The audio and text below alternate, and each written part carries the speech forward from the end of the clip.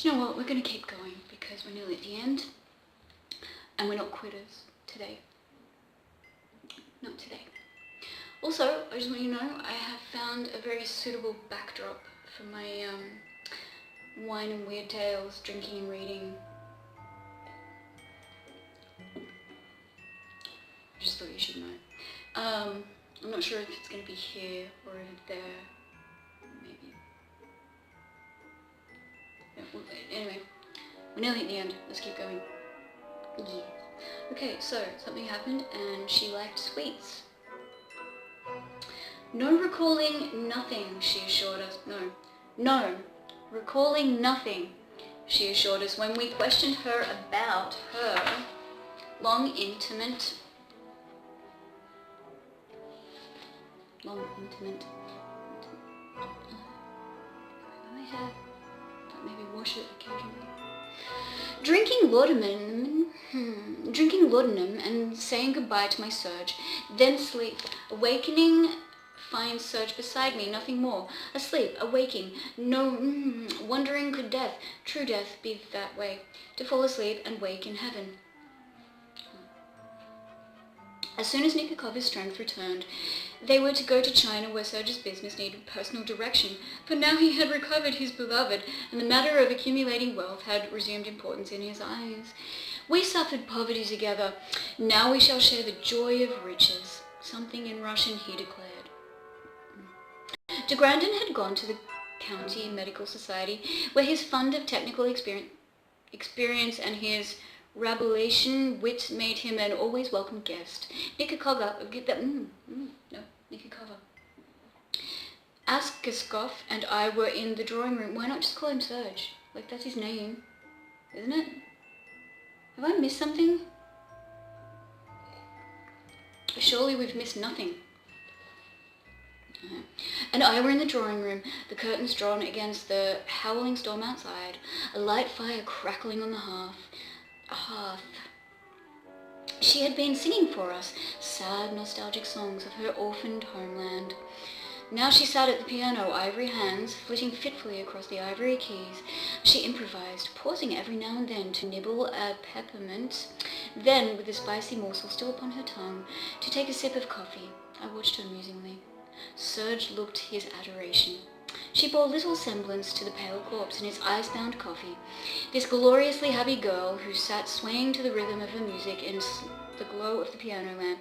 She wore a gown of striped silk that flashed from green to orange and from gold to crimson as she moved. That's nice. It was negligible as to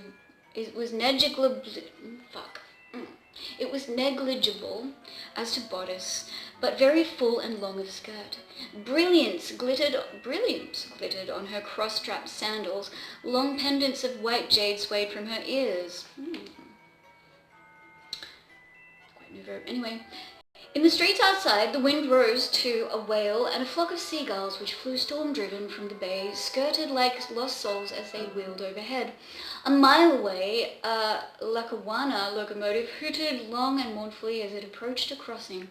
Nikakova whirled up from her seat on the piano bench and crossed the room with a quick, feline stride of the trained dancer, her full skirt swirling around her feet, the firelight gleaming on her jewel-set sandals and on brightly lacquered toenails. Yeah, we get what she looks like.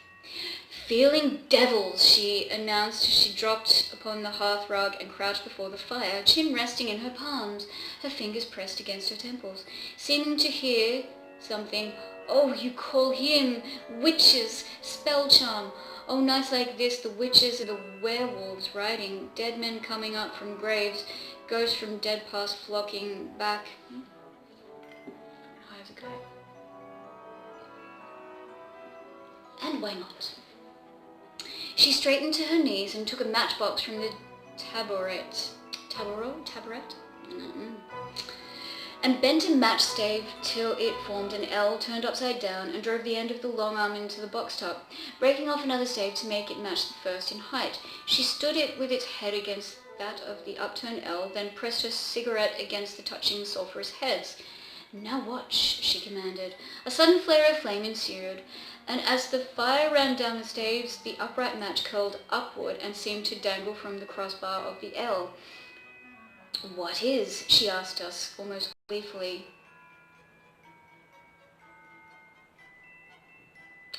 "The man on the flying trapeze," I ventured, but she shook her head until her eardrops scintillated in the firelight. "But no, great stupid one." I like her. She chided. "It's execution, hanging. See this one? See, this one." She pointed to the fire-curled match. "Is criminal hanged on gibbet." Criminal? I did say it right, didn't I? Criminal hanged on gibbet. Perhaps he was. "A Menshevik who suffered justly for his crimes against the People's Revolution," softly pronounced. The interruption came in slurring, almost hissing accents from the doorway, and we turned with one accord to see a man and a woman standing on the threshold. Oh, fuck. It's those two fucking people who did them dirty in Russia. Real dirty. He was a lean, compactly put-together man of something more than medium height, exceedingly ugly, with thin black eyebrows and yellowish-tinted skin. His head was absolutely hairless, yet his scalp had not that quality of glossiness where ordinarily associated with baldness. Rather, it seemed to have a suede-like dullness, which threw no answering gleam back from the hall lamp under which he stood. Ew, okay. His small, side-slanting eyes were black as obsidian, and his pointed chin thrust out. His companion wore a blue raincoat, tight buttoned to the throat, and above its collar showed her face, dead white beneath short, jet-black hair, brushed flat against her head. Her brows were straight and narrow, the eyes below them black as prunes. Her lips were a thin, scarlet line. She looked hard and muscular, not masculine, but sexless as a hatchet. Okay.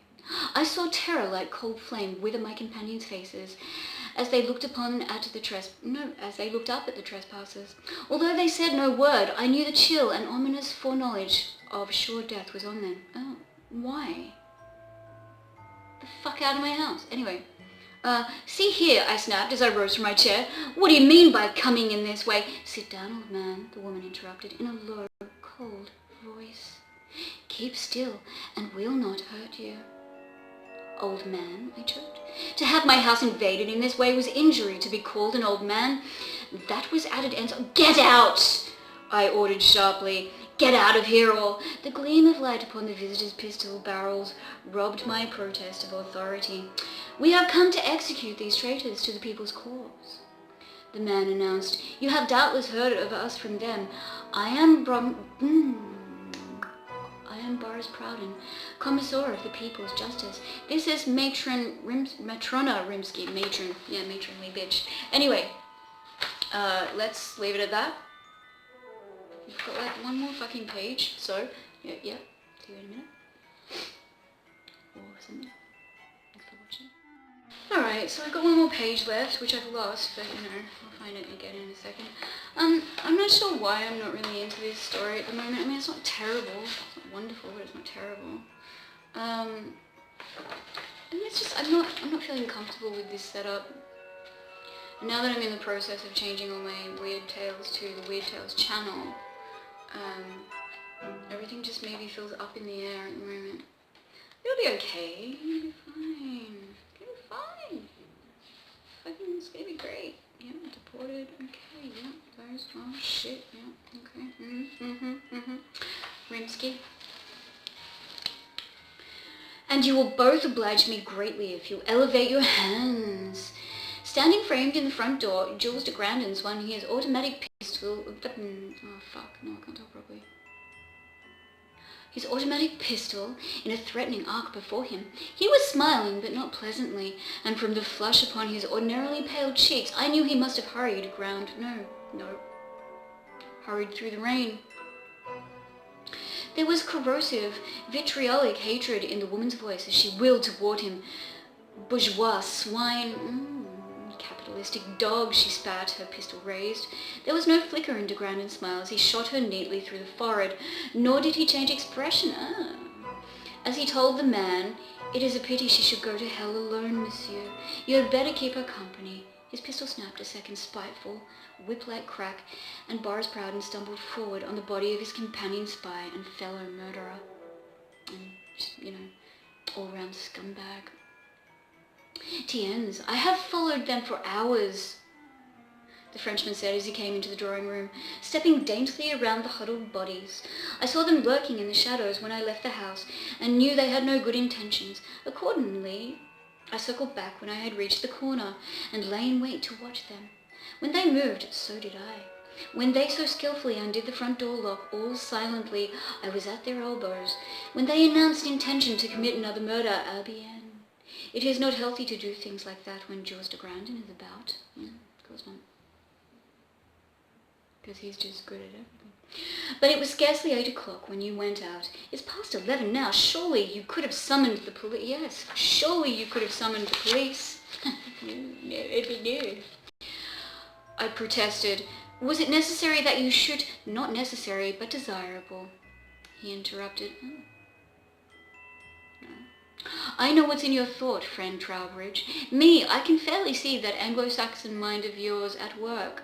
He shot a woman, you accuse, and are most greatly shocked. Pourquoi? Well, pourquoi? I have also shot the female of the leopard and the tiger when occasion called for it. I have set my heel upon the heads of female snakes. Oh, that's not nice. Had it been rabid bitch... Had it been a rabid bitch I shot in time to save 2 lives, you would have thought I did a noble service. Why, then, do you shudder with smug horror? When I eliminate a blood-mad female woman? These 2 sent countless innocents to Serbia and death when they worked for the Tsarist government. As agents of the Soviet, they fed their bloodlust by 100 heartless killings. That is true. They murdered the great savant Pavlovich in cold blood. They would have done the same for Nikakova and Serge had I not stopped them. Tenez. It was no vengeance that I did. It was an execution. Okay, this lighting is bad. I don't like it. It was an execution. Askakov and Nikakova crossed the room and knelt before him. In a solemn turn, took his right hand and raised it to their brows and lips. To me it seemed absurd, and everybody else. Degrading even, but they were Russians, and the things they did were ingrained as their thoughts. Also, I realized it with the start of something like surprise. Jules de Grandin was a Frenchman, emotional, mercurial, lovable and loving, but a Frenchman. I don't know what that means. Therefore, he was logical as fate. He lived by sentiment, but of sentimentality he had not a trace. No, just a lot of arrogance. It was this realization which enabled me to stifle my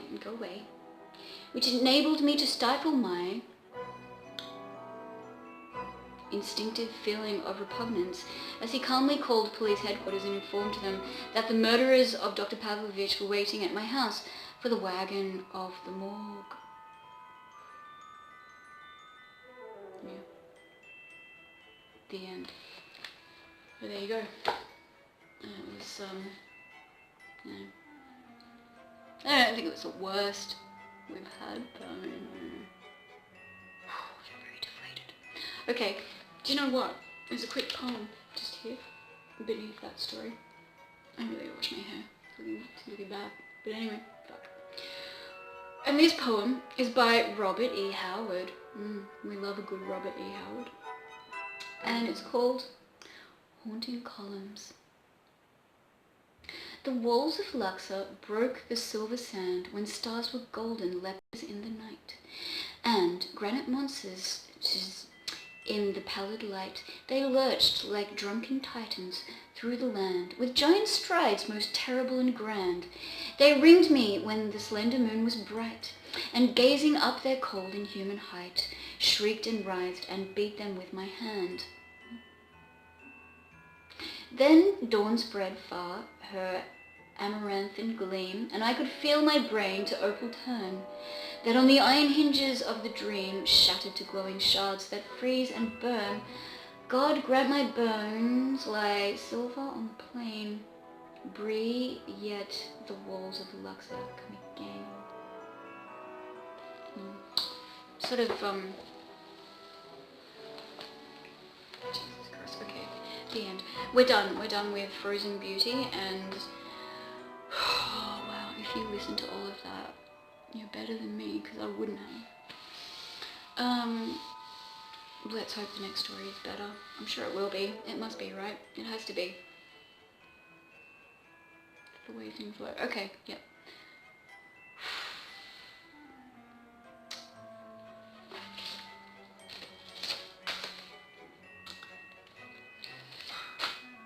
Thanks for joining me.